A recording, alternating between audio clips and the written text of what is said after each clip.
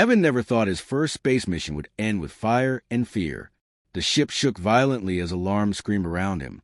The sky outside the cockpit turned red, then silver, then vanished into light. He tried to control the ship, but it was already too late. A crash, a blinding flash, then silence. When he opened his eyes again, he was lying on strange ground, soft and glowing, like sand mixed with light. The air smelled different, like rain and metal. He blinked and tried to stand up, but his leg hurt. His ship was half buried behind him, smoke rising into the air. He turned around, trying to understand where he was. Giant stone pillars stood nearby, half broken, shining faintly in the sunlight. Then he saw them, tall figures walking toward him. They looked human, but not quite. Their armor glowed with golden patterns, and their eyes shone like gemstones. One of them spoke in a language he didn't know. Another raised a glowing weapon that looked like both a sword and a beam of light. Evan froze. He slowly lifted his hands to show he meant no harm. Before he could speak, the group moved aside. A woman stepped forward. She was taller than the rest, her hair long and bright like sunlight. A crown rested on her head, and her armor was covered with beautiful golden designs. Her eyes were a deep green that almost didn't look real. She stared at him silently. Everyone around her bowed their heads. Even the guards lowered their weapons. She was clearly someone powerful, maybe their leader. Evan's heart raced. He was tired, scared, and confused. He tried to talk. "I come in peace," he said quietly, his voice shaking. The woman tilted her head slightly, studying him like a curious scientist. She said something to one of her guards, who stepped forward and handed her a small device. She pressed a button, and a soft sound came from it, like a translator. "You are not from this world," her voice said, now clear and smooth in English. "No," Evan said carefully. "My ship crashed. I didn't mean to land here." Her eyes narrowed slightly. "Humans are forbidden in our skies. You broke our law." Evan's mind spun. He didn't even know where here was. "I didn't mean to," he said again. "It was an accident." He looked around nervously, trying to think of what to say next. The soldiers around her looked ready to attack if he made one wrong move. Then he made a mistake. A big one. He looked at her, really looked at her, the way the sunlight hit her golden armor, how her hair moved slightly in the warm air, how her green eyes seemed to glow. The words just slipped out. You're beautiful," he said without thinking. The silence that followed was terrifying. Every guard lifted their weapon again. One of them shouted something angrily. Evan's heart jumped into his throat. He hadn't meant it that way. It just came out. The woman's expression didn't change for a moment. Then she slowly raised her hand, and the guards froze in place. She looked at him again, her lips curling into something between a smile and a warning. "Do you always speak this way to rulers, human?" she asked softly. Evan swallowed hard. "I didn't mean to offend. I just—" She stepped closer. Her golden armor reflected light across his face. She was so close now he could see the small patterns etched into her crown. "Your words are strange," she said. "No one here would dare speak like that to me. I guess," he said carefully, "no one here ever crash-landed on your planet either." A small laugh escaped her lips. It was light, but sharp. The guards looked shocked. Maybe she didn't laugh often. She studied him for another long moment, then turned away. "Take him to the palace," she ordered. "I want to hear more of his strange words later." The guard grabbed Evan's arms, but not roughly. He didn't resist. He was still trying to understand what had just happened. The princess walked ahead, her cape moving like fire behind her. He didn't even know her name, but something about her voice stayed in his mind. She was not like anyone he had ever met, not on Earth, not anywhere. They led him through the ruins into a city that seemed to glow from within. Buildings floated slightly above the ground, and lights pulsed in slow rhythm, like the city itself was alive. The people stared as he passed, whispering behind their hands.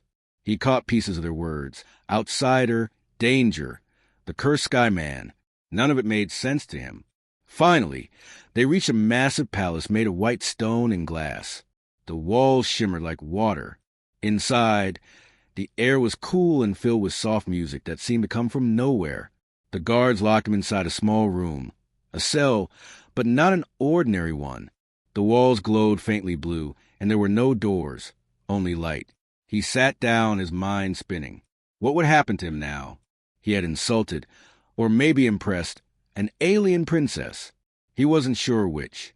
As the light dimmed, a quiet voice echoed through the air. "You speak boldly for someone lost," it said. He looked up. The princess stood outside the glowing barrier, watching him with calm eyes. "Tomorrow," she said, "you will tell me more about your world." Then she turned and walked away, her golden armor shining in the fading light. Evan watched her go, his heart beating fast. He didn't know what kind of world he had fallen into, but he knew one thing for sure. His words had changed everything. Evan didn't sleep that night. The strange blue light of his cell kept glowing softly, and he kept hearing faint sounds outside. Footsteps, distant voices, something humming in the air like an invisible machine. He sat against the smooth wall, his mind full of questions. Who was that woman? Why had she spared his life? And what did she mean by wanting to know more about his world? When the first light of morning touched the city, the blue glow of his cell faded. The wall of light opened, and 2 guards entered, their faces cold and distant. One of them spoke in a deep voice. "The princess calls for you. Do not speak unless spoken to." Evan nodded slowly. He had no idea what would happen, but he didn't want to make things worse.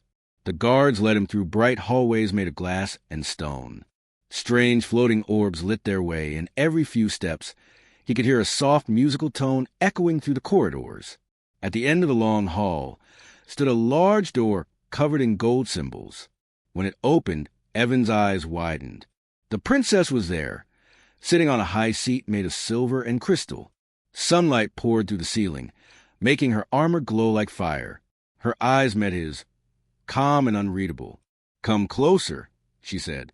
Her voice was soft but strong. Evan walked forward carefully. The guard stood far behind him, watching.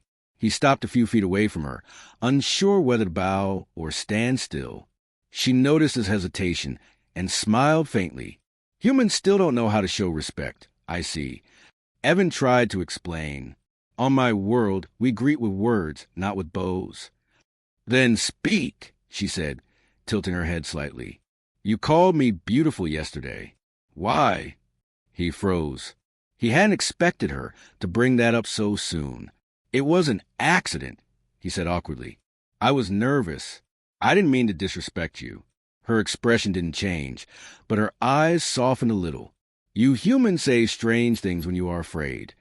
Evan took a deep breath, maybe because fear reminds us we're still alive. For a moment, silence filled the hall. Then, to his surprise, she smiled again, not coldly, but with a faint trace of curiosity. "You speak in riddles, human," she said, "yet your words feel honest." "My name is Evan," he said quietly. She looked at him for a long second. "Evan," she repeated slowly, as if tasting the sound of his name. "I am Lyra, Princess of Solaris." Lyra. The name fit her perfectly, bright and sharp like light.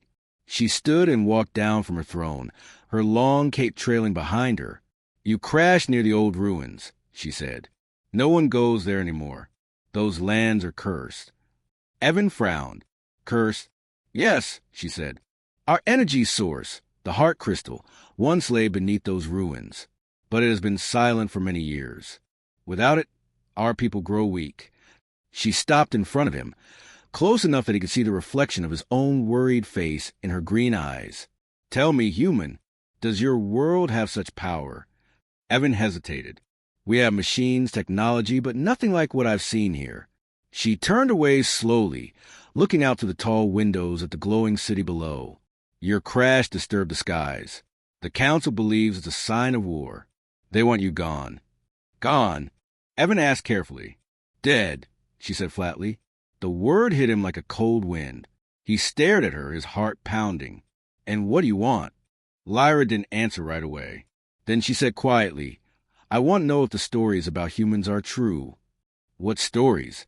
Evan asked. "That you destroy everything you touch," she said. "But you fixed the translator when it failed yesterday. You spoke kindly even when afraid. You don't seem like the monsters they describe. I'm not, Evan said softly. I just want to go home. Lyra looked at him again, studying his face carefully. Perhaps, she said, you will earn that chance. She raised her hand, and the guard stepped forward. Take him to the lower chambers. He will stay there until I decide what to do. As they pulled him away, he looked back at her one last time. Her eyes followed him, and for a second he thought he saw something human in her expression. Curiosity mixed with something like doubt. Hours passed. His new cell was larger, filled with strange glowing plants and soft humming sounds. He tried to rest, but his thoughts wouldn't stop. Why did she seem so interested in him? What was this heart crystal she spoke of? And why did her eyes look so sad when she mentioned her dying world? That night, as the city outside grew dark, the blue light of his cell flickered. He stood up quickly. The air shimmered, and then she appeared. Lyra stood outside the barrier, her armor replaced by a long silver robe. Her hair fell loosely around her shoulders. You're not supposed to be here, Evan said softly. Neither are you, she replied, smiling faintly. I wanted to see if you were still alive. He blinked. Why do you care? She stepped closer, her face half lit by the glowing walls. Because I cannot decide whether you are a threat or something else.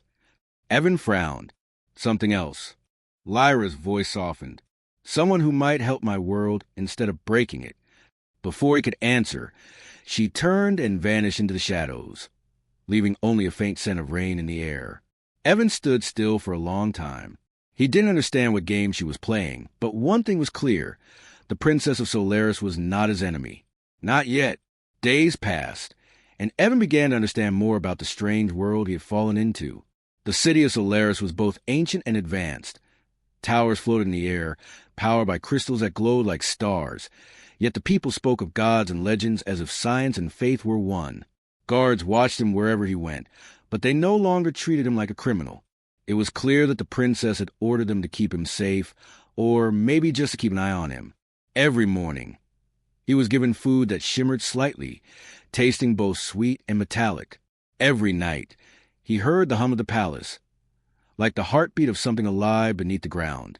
On the third day, the sound stopped, the lights dimmed, the air grew cold. Then the walls flickered, and Princess Lyra appeared again. She wasn't wearing her royal armor this time. Instead, she wore a simple silver robe with no crown. Her expression was calm, but her eyes looked tired, as if she hadn't slept. Come, she said softly. I want to show you something. Evan hesitated. Will I come back? That depends on what you see, she replied with a faint smile. The guards opened the cell, and Lyra led him through long underground corridors. The walls here were darker, carved with strange runes that glowed faintly as they passed. After a long walk, they reached a large metal door. Lyra placed her hand on a crystal beside it, and the door opened with a low hiss. Inside was a vast chamber, glowing blue from a massive crystal at its center. It pulsed slowly like it was breathing. Cracks ran across its surface, and parts of it were dim, flickering weakly. Evan stepped closer, his eyes wide. What is that? The heart of Solaris, Lyra said quietly. It powers our cities, gives us life, and connects our minds. Without it, our people fade, our world dies. He could feel a faint vibration in the air, as if the crystal was alive. What happened to it? She sighed. Long ago, humans came to our skies. They mined our moons or energy, but their machines damaged the balance of this crystal. My father made peace with them, but after he died, the humans vanished and the heart began to break. Evan frowned. I didn't know. On Earth, we were told no intelligent life existed beyond our solar system. Lyra looked at him sharply. So your people forgot us? Maybe they wanted to, Evan said softly. People fear what they don't understand. Lyra turned back to the crystal. For a moment, her proud, royal look faded, replaced by something human. Sadness. I have tried everything to repair it. Even our greatest scientists failed. They say it's only a matter of time before it dies completely. Evan walked closer, studying the cracks. He noticed something strange, small circuits, like technology woven into the crystal structure. It's not just magic, he said quietly. It's a fusion of science and energy. Maybe I can help. Lyra's head turned quickly toward him. You? I'm an engineer, he said. On my ship, I work with power cores and reactors. This looks similar, just on another level. Her eyes widened slightly, then narrowed in thought. If you are lying, it will mean your death. Evan met her gaze. Then I'll die trying to help. There was a long silence. Then she nodded once. You'll work under my watch. No one else can know. The council would never allow a human near the heart again. She led him closer to the base of the crystal, where strange devices hummed weakly. Evan knelt beside them, scanning the structure with his wrist device, the only piece of his ship's technology that had survived the crash. The readings confused him. The crystal seemed to react to emotion, to thought. It wasn't just power, it was alive. As he worked, Lyra watched him closely. Why do you care? She asked quietly. You could have stayed silent. You could wait for death and end this quickly. Evan looked up at her. Because I caused enough damage already by crashing here. If I can fix something, even a little, I want to try. For a moment, she said nothing. Then she smiled faintly. You speak like my father. He believed that kindness could build bridges between worlds. Evan smiled back. Maybe he was right. The crystal pulsed once, brighter than before. Both of them froze. Lyra looked at him in shock. Did you see that? Evan nodded. It reacted to us, to what we said. She stepped closer to the glowing core, her hand hovering near it. It feels warm again, she whispered. He watched her, realizing how the light from the crystal reflected in her eyes. For the first time, he saw not a queen, not an alien, but a woman desperate to save her people. But then, heavy footsteps echoed down the corridor. Lyra turned sharply. The council is coming, she whispered. They cannot find you here. Evan looked around. Where do I go? She pointed toward a small passageway behind the crystal. Hide there. I will distract them. He slipped behind the glowing walls just as the doors burst open. Lyra straightened her back, her royal tone returning instantly. Your Highness, said a tall guard, bowing. We sensed energy spikes from the heart chamber. Is everything all right? Lyra smiled smoothly. Everything is under control. The heart is remembering its purpose. The guards bowed again and left. When the sound of their footsteps faded, Evan stepped out from hiding. Lyra was still standing before the crystal, her eyes shining with determination. Thank you, he whispered. She looked at him with a small, secret smile. Maybe your coming here was not an accident after all. Evan felt something shift inside him. For the first time since his crash, he wasn't just a prisoner. He was part of something bigger. But deep down, he knew one thing for sure. If the council discovered what they were doing, both of them could lose everything.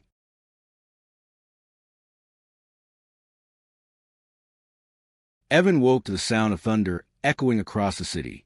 The golden towers of Solaris flickered like candles under the gray sky. Something was wrong. He could feel it.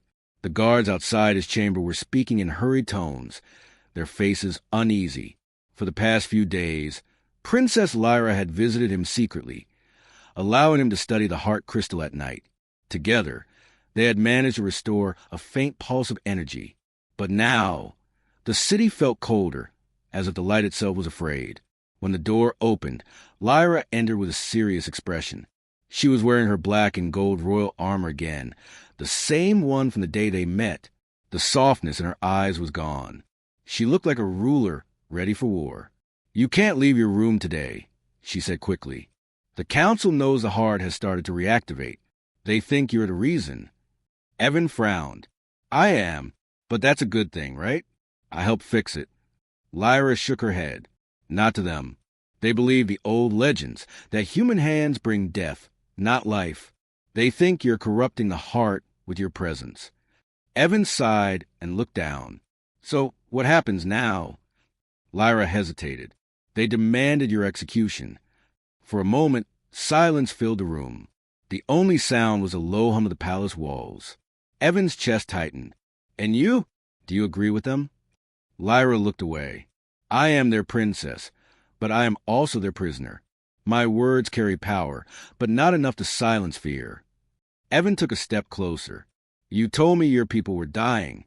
You told me this world needed hope. I'm trying to help you. Are you really going to let them destroy that chance? Her eyes met his, full of conflict. You don't understand. If I defy the council, they could strip me of my crown. Or worse, start a civil war. My duty is to protect Solaris. Evan's voice softened. And who protects you? Lyra froze. No one had ever asked her that before. Not her council, not her guards, not even her own family. She opened her mouth to speak, but couldn't find the words. Finally, she whispered, "Meet me tonight in the lower gardens. There's something I want to show you." Before he could answer, she turned and left, her armor clinking softly as the door closed behind her. That night, Evan waited. Hours passed and the city grew quiet. He slipped through the corridors, keeping to the shadows. The air was cool, filled with a faint scent of glowing flowers. When he reached the lower gardens, Lyra was already there, standing beside a small pool of water that reflected the stars. She wasn't wearing armor now, only a long, dark cloak. Her crown was gone, and her hair flowed freely in the wind. "This place was my father's sanctuary," she said softly. "He used to come here when he was unsure of his choices. He believed the stars could hear him." Evan looked around. "It's beautiful." Lyra smiled faintly. "It's also the last place where I can think without the council listening." She turned toward him. "They plan to act at dawn. They'll come for you. I try to delay it, but their fear is stronger than my command." Evan clenched his fists. "Then I have to leave. If I stay, they'll destroy me, and maybe you too." Lyra's eyes filled with pain. "If you leave, they'll call it betrayal. They'll hunt you until the skies burn. You'll never make it to your ship. Then what choice do I have?" For a moment, neither spoke. Then Lyra stepped closer, her voice barely a whisper. "There's an old passage beneath this garden. My father used it during the war. It leads to the outer mountains, a place beyond the council's reach." Evan looked at her in disbelief. "You'd risk everything for me?" She took a deep breath. "Maybe I'm tired of obeying people who live in fear. Maybe I want to believe that peace between our worlds is still possible." He looked into her eyes, searching for any sign of doubt, but there was none. The wind rustled through the glowing trees as he said quietly, "Then I'll go. But you can't come with me. If they find out you helped me—" "I'm coming," she interrupted firmly. "I can't let you face the wild lands alone. Besides, they'll never expect their princess to disappear with a human." He smiled slightly. "You really are full of surprises." She smirked. "You haven't seen anything yet." They moved quickly, following a narrow tunnel that descended deep below the palace. The walls shimmered faintly, lit by ancient energy veins that looked like stars trapped in stone. At the end of the tunnel, a heavy gate blocked their way. Lyra pressed her hand against the metal, and it opened slowly, revealing a vast desert under a silver moon. They stepped out into the cold night air. Behind them, the city glowed like a distant dream. For a brief moment, Evan felt free, but the feeling didn't last long. A horn echoed from the palace towers. Lights flared across the sky. "They know," Lyra whispered. "Run." Evan grabbed her hand, and they sprinted into the sand as shouts rose behind them. Bright beams of light shot through the air, searching the dunes. The sound of engines followed. The council's patrols were already on their trail. They were behind a cluster of stone pillars, breathing heavily. Lyra's armor caught the moonlight as she turned to him. "We can reach the mountains by dawn," she said. "After that, they'll never find us." Evan nodded. "Then we don't stop." She gave a small, determined smile. "Now you sound like one of us." As they started running again, the city lights faded behind them, replaced by the endless glow of the desert stars. Somewhere ahead, freedom waited, but so did danger. Neither of them spoke again that night. They didn't need to. For the first time, the human and the alien princess shared one heart, one purpose: to survive. And as the first light of dawn touched the horizon, Lyra looked back one last time. The palace she had ruled all her life stood far away, golden and cold. She whispered to herself, Goodbye, Solaris. Then she took Evan's hand again, and together they disappeared into the light of a new world. The desert stretched endlessly before them, glowing silver under the light of 2 moons.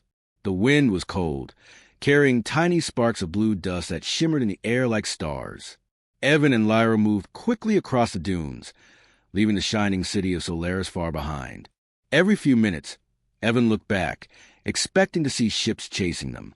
But for now, the sky was quiet. They had been walking for hours. Evan's boots sank into the soft ground, his throat dry from the thin air. "How far are these mountains you talk about?" he asked. Lyra pointed toward the dark horizon. "There," she said. "Beyond those ridges lies a shimmering valley. My father used to say no one who entered it was ever found again." Evan gave a small, tired laugh. "That's comforting." Lyra smiled faintly. "You humans have strange humor. Even when death follows you, you make jokes." "It keeps us sane," he replied. "If I stop joking, I'll start panicking." They continued walking in silence for a while. The desert was alive with strange lights, glowing insects that floated like tiny lanterns, and plants that whispered when the wind passed. Every sound made Evan nervous, but Lyra walked with calm confidence, her eyes glowing faintly in the dark. When they finally reached the first ridge, Evan collapsed against a rock, breathing heavily. "You grew up here, didn't you? You walk like the desert belongs to you." Lyra looked up at the moons, her face softening. "I was trained to survive anywhere in Solaris. A ruler must know every corner of her world." She looked down at him. "You're not built for this. Rest a moment." He smiled weakly. "You noticed?" Lyra sat beside him, pulling out a small round crystal from her pouch. It glowed softly, releasing a gentle warmth. "It's a solar stone," she said, placing between them. "It will keep the cold away." Evan stared at the stone's light reflecting on her face. She looked less like a royal figure now, more like a person who carried too many burdens. "Lyra," he said quietly, "do you ever wish you weren't a princess?" She paused for a long time before answering. "Every day. People see my crown and think it gives me power. But it's a cage. I was born to lead, but I never got to choose how." He nodded slowly. "Back home, we say freedom isn't about where you live. It's about having the right to make your own choices." Lyra smiled sadly. "Then I've never been free." For a while, neither spoke. The desert wind howled softly, and the stars seemed to listen. Suddenly, a sharp sound cut through the silence. A distant roar, followed by a flash of light in the sky. Lyra's face hardened. "They found us." Evan jumped to his feet. "What is that?" "Hunters," she said. "Mechanical beasts sent by the council. They can smell human scent for miles." They ran. Sand kicked up behind them as they raced toward the mountains. The light grew brighter, flying machines scanning the dunes with blinding beams. One beam passed dangerously close, burning a line across the sand. Evan grabbed Lyra's hand. "This way," he shouted. They dove behind a cluster of large stones. The air shook as a hunter passed overhead, a dark metal creature with wings that looked like blades. It let out a screech that made the ground tremble. Lyra pressed a small button on her wrist, and a golden shield flickered around them. "It won't hold long," she whispered. "We need to hide in the canyons." Evan peeked over the rocks. "Then we run when it passes." They waited until the shadow of the hunter moved away, then sprinted across the sand again. Lyra's armor reflected the faint moonlight, and Evan could hear his own heartbeat pounding in his ears. When they reached the canyon entrance, the machines were still circling behind them, but they hadn't been spotted again. The canyon was narrow and dark. Strange blue moss grew along the walls, lighting their path. The air was cooler here, and the sound of water echoed from somewhere deep inside. Evan leaned against the stone wall, catching his breath. "Remind me again why I left my ship," he said, half laughing. Lyra gave him a small smirk. "Because you said you wanted an adventure." He chuckled softly, shaking his head. "You have a strange idea of adventure, princess." Her smile faded as she looked down the canyon. "We're not safe yet. The council will not stop. They believe protecting Solaris means destroying everything that threatens it, including me now." Evan turned to her in surprise. You mean they'll come after you too? Lyra nodded. I broke their law by helping you escape. To them, I am a traitor. He looked at her seriously. Then you should have stayed. You didn't need to do this. She stepped closer, her voice low. Maybe I did. You showed me something my people forgot. That compassion isn't weakness. Their eyes met, and for a moment, everything around them disappeared. The world was silent except for the sound of their breathing and the faint hum of the glowing moss. Then a low rumble shook the ground. Evan looked up. A huge shape was moving above the canyon. They're still here, he whispered. Lyra grabbed his arm. There's a cave ahead. Move! They ran again as rocks fell from the canyon walls. They reached a narrow opening and slipped inside just as the sky exploded in light, the hunters firing at the cliffs. Inside the cave, it was dark but safe. The air smelled of earth and mineral dust. Lyra leaned against the wall, breathing heavily. Evan could see the exhaustion in her eyes. He stepped closer. Are you all right? She nodded slowly. Yes, but we can't stay here long. The mountains are close. Once we reach them, we'll be beyond their sensors. Evan sat down beside her. You're risking your life for me. I don't understand why. Lyra looked at him quietly, then said, Maybe because you saw me, not my crown, not my power. Just me? Evan didn't know what to say. The silence between them grew warm, almost fragile. Outside, the storm continued, but inside the cave, for the first time they felt safe, together. Lyra turned her gaze toward the glowing entrance. When the sun rises, we move again. Evan nodded. Then we'll make it together. As dawn's light crept into the cave, Lyra looked at him one last time before closing her eyes. For the first time in her life, she allowed herself to rest, not as a princess, but as someone free. And beside her, Evan realized something dangerous and beautiful. He no longer wanted to leave this world, not if it meant leaving her. The first light of dawn painted the desert in soft gold. The cave walls shimmered with reflected light, and tiny blue crystals glowed faintly like sleeping stars. Evan woke to the faint sound of footsteps echoing outside the cave. His heart raced as he reached for the small energy pistol Lyra had given him. But when he turned, it was only her, standing at the mouth of the cave, her armor glowing in the sun. She was looking toward the distant mountains, her face calm but serious. They're closer than I thought, she said softly. Evan rubbed his eyes. You mean the hunters? No, she replied. The mountains. The Valley of Shimmer awaits us beyond that ridge. If we make it there before nightfall, we might live. Might? He said with a dry laugh. That's comforting. Lyra turned to him, a faint smile on her lips. I told you once, humor keeps you sane. So keep it alive. They left the cave behind, stepping into the open desert again. The air was colder, sharper. Above them, silver clouds rolled like slow waves, and the wind carried strange whispers. The closer they came to mountains, the more the landscape changed. The sand turned darker, scattered with shards of black crystal that reflected their faces like mirrors. Evan walked beside Lyra, staring at the endless horizon. This place feels different, he said. Lyra nodded. It is. The mountains were once sacred to my people. They say the stars themselves fell here and burned the land black. It's why the council forbids anyone from entering. They fear what still sleeps beneath. Evan looked at her curiously. And you're not afraid? She hesitated. I am, but fear doesn't stop me. It never has. Hours passed. The sun climbed high, then began to fall again. Their feet sank into rough ground as they climbed the first slope. Each step felt heavier, but neither spoke of rest. The silence between them had grown comfortable, filled with quiet trust. When the wind picked up again, Evan noticed something ahead. The faint outline of a ruined tower jutting from the rocks. What is that? He asked. Lyra squinted.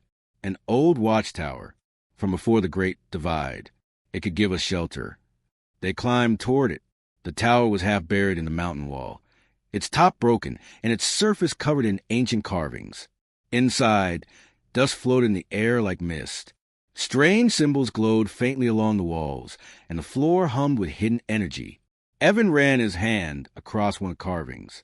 These symbols, they look familiar. Lyra knelt beside a broken console. They should. Your species once visited Solaris long ago, before we closed our skies. The old records call your kind the Star Wanderers. Evan blinked. Wait, humans came here before? She nodded. Centuries ago. Some believe they were the first to teach us how to build our ships. Others say they destroyed what we once had.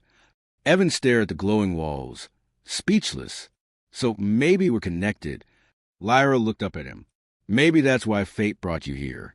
Before he could answer, the ground trembled. A low growl echoed through the stone, deep, unnatural.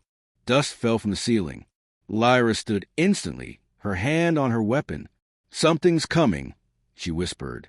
The next moment, part of the wall cracked open, and a glowing blue eye appeared through the gap, mechanical, enormous. A hunter drone. Run! Lyra shouted.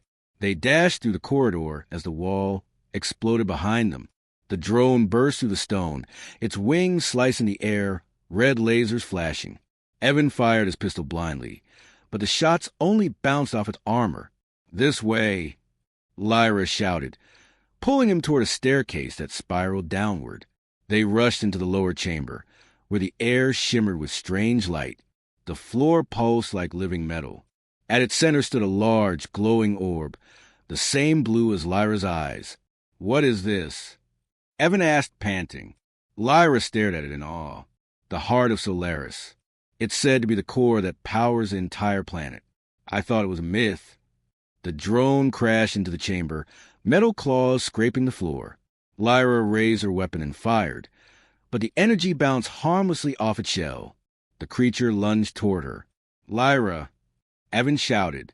She jumped aside just in time, her armor sparking. Evan grabbed a metal rod from the ground and swung it at one of the drone's wings.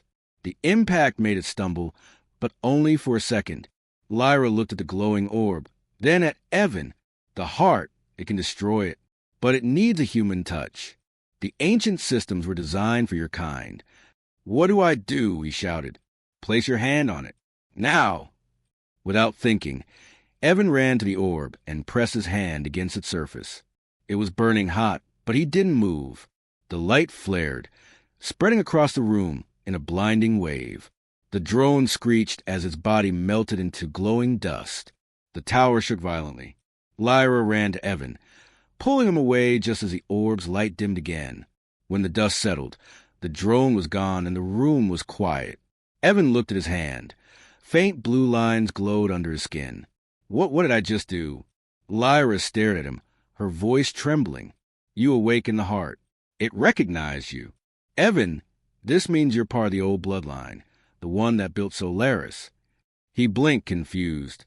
You mean I'm connected to your world? She nodded slowly. Yes, more than either of us ever knew. Outside, thunder rolled across the mountains. The storm was coming. Lyra turned toward the entrance, her expression unreadable. We can't stay here. The heart's awakening will draw them all. Evan followed her, his hand still glowing faintly. Then where do we go? Lyra looked back once, her eyes soft but determined. To the Valley of Shimmer. The truth awaits us there, and maybe the end. As lightning split the sky above them, they stepped out of the tower. Two souls bound by fate, walking into a storm that would change everything. When the light exploded, it was like the entire universe was being reborn. Evan couldn't see, couldn't breathe. He felt his body floating in pure energy. Voices whispered in his mind, ancient and distant, like memories that weren't his. Then, slowly, the brightness faded. He opened his eyes and found himself standing in a vast white space. Stars floated around him, and a river of golden light flowed beneath his feet. In front of him stood figures made of light, tall, human-like, their faces kind and glowing. Who are you? He whispered. One of them stepped forward, its voice echoing inside his head. We are the first ones, the Star Wanderers who built Solaris.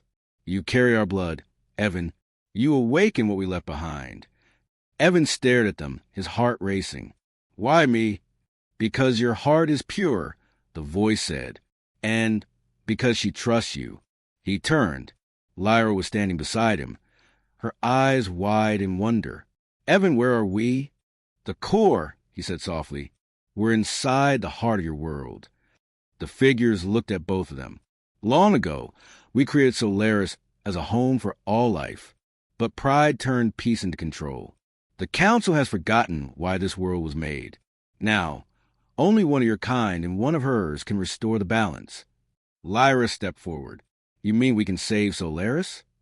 "Yes," the voice said, "but it will require sacrifice." The stars around them began to dim. The core's light flickered. Evan frowned. "What kind of sacrifice?" The figure's voice softened. "One of you must become the keeper, bound to the core forever, giving your life to sustain it. Only then will Solaris live again." Evan froze. "So one of us has to die?" Lyra turned to him, her expression calm but sad. "It has to be me."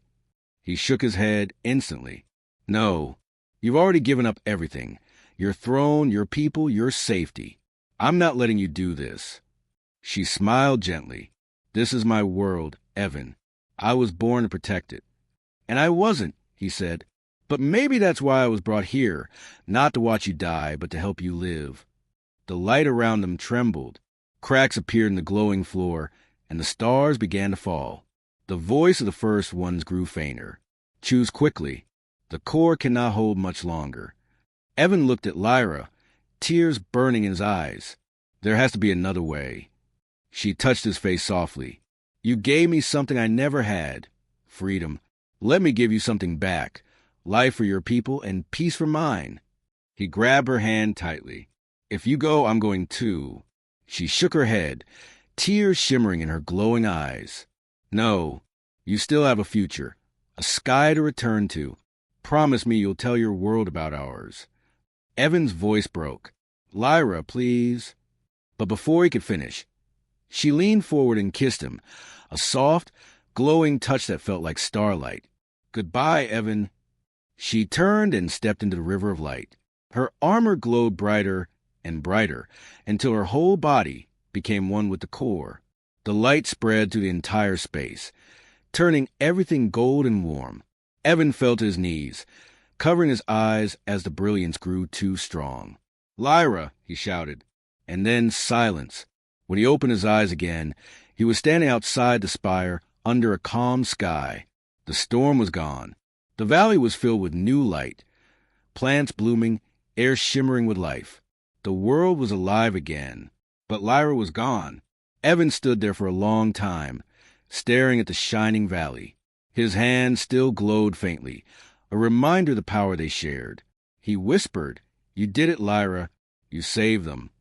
Then a soft breeze passed by, carrying a faint voice, warm and familiar. "Evan, don't cry. I'm still here." He looked up sharply. The wind sparkled with golden dust, forming a faint silhouette of Lyra's face in the light. She smiled. "The core lives through me now, and through you. As long as you remember, I'll never fade." Tears rolled down his cheeks. "I'll never forget you," he whispered. The light faded, leaving only the sound of the wind and the warmth of the sun. Days later, Evan repaired his ship using the energy crystals from the valley.